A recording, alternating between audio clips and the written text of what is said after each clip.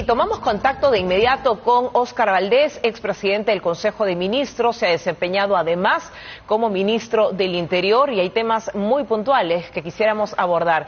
¿Cómo está, señor Valdés? Gracias por su tiempo. ¿Cómo está, Patricia? Gusto de saludarla. Igualmente, y empecemos por favor por lo que algunos minutos estábamos compartiendo, declaraciones del ministro del Interior, Juan José Santibáñez, destacando que hay más armamento para la policía, señalando que este es el mejor momento para que ellos puedan actuar, pero ojo, también acusaba a las gestiones anteriores, y se lo pregunto a usted, en el 2011 estuvo en el sector interior, en la PCM también. Él dice que desde hace 20 años no se compran chalecos para la policía y que desde hace 40 años no se renueva el armamento. Entonces involucra también a su gestión. ¿Qué responde directamente?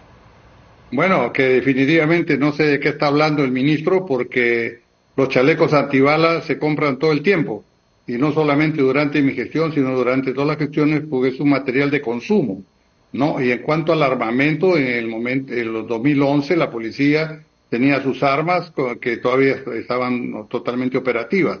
Yo no creo que el tema para la policía sea de dotarle más armas.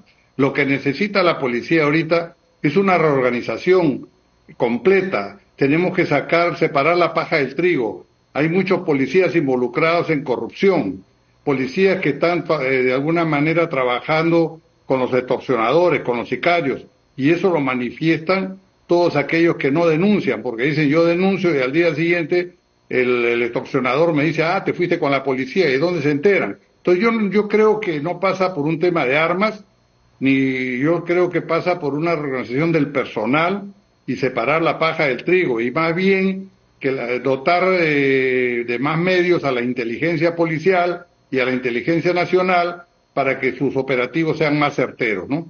4 mociones de censura y afronta el señor Santibáñez, o podrían materializarse si es que se admiten en el Congreso, en un pleno, pero hoy inició oficialmente el estado de emergencia en Lima y Callao. Lamentablemente se han registrado también algunos homicidios, pero ¿cómo observa usted ese escenario que viene de aquí a 30 días? Será ya la evaluación, pero ¿qué nos puede anticipar de esta medida?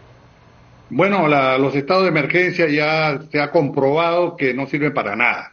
Pues no sirven para nada porque se declara estado de emergencia sin tener la inteligencia necesaria para los operativos policiales que se deben hacer durante ese estado de emergencia.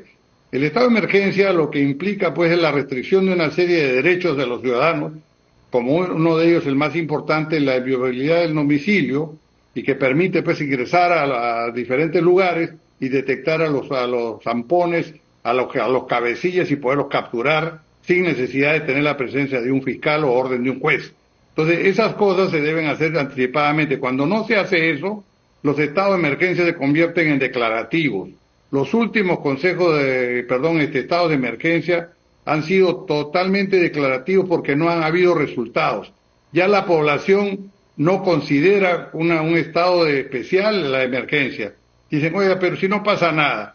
Salen los militares, dan 2, 3, 4 vueltas y la situación sigue igual. Yo creo que esas son medidas solamente para la prensa, son medidas para la opinión pública y que debemos rechazar. Estamos buscando que el gobierno tenga otro tipo de medidas. Hoy día debemos felicitar que se ha reunido el Consejo Nacional de Seguridad Ciudadana, que venimos reclamando hace tiempo, pero no para que se reúna de manera pues asambleísta, que para la foto. Lo que se necesita es un Consejo de Seguridad Ciudadana donde actúen los diferentes estamentos y para medidas concretas, por ejemplo, entre el Poder Ejecutivo y el Congreso, para ver, afirme usted, estas son las leyes que necesitamos de urgencia que se aprueben en el Congreso. Con los fiscales, estas son las medidas que tenemos que hacer, con los jueces. ¿Confía en que tendremos esos resultados? Porque previamente la presidenta encabezó una actividad, una ceremonia en Palacio de Gobierno y nuevamente anunciaba algunas cifras. Aquí están concretas, el Ministerio del Interior y la Policía captura, pero ojo, la justicia los libera. Entonces, aquí estamos hablando de un componente que no calza, no hay un engranaje entre las instituciones. ¿En esta mesa es solamente para observar estas leyes o qué resultado concreto se debería dar en el pronunciamiento? Sí, a eso me estaba refiriendo, ¿no? Este es el momento que la presidenta debería hablar con el fiscal de la Nación que está en esa mesa, con el presidente del Poder Judicial y decirle, oiga, ¿qué podemos hacer para que los capturados por la policía realmente sean denunciados, sean sentenciados? Pero también va a tener la respuesta de los jueces que le van a decir a la presidenta, pero usted no está acá al ministro de Justicia, ese ministro de Justicia es el encargado de que se construyan los penales. ¿Cómo está esto? ¿Dónde vamos a meter los delincuentes?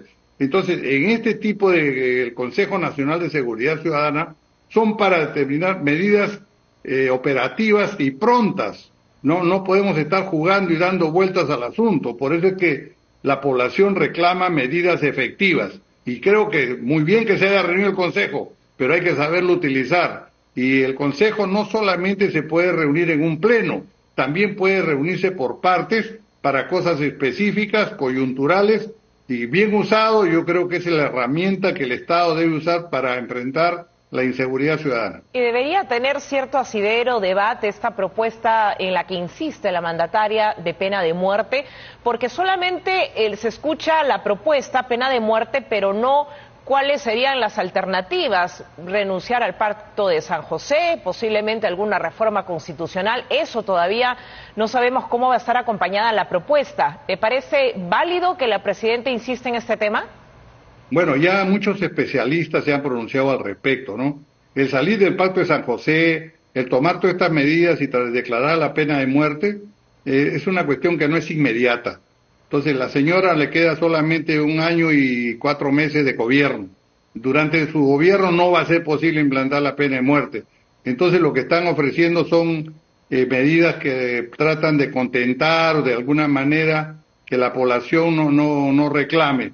¿Contentar o distraer, cree usted?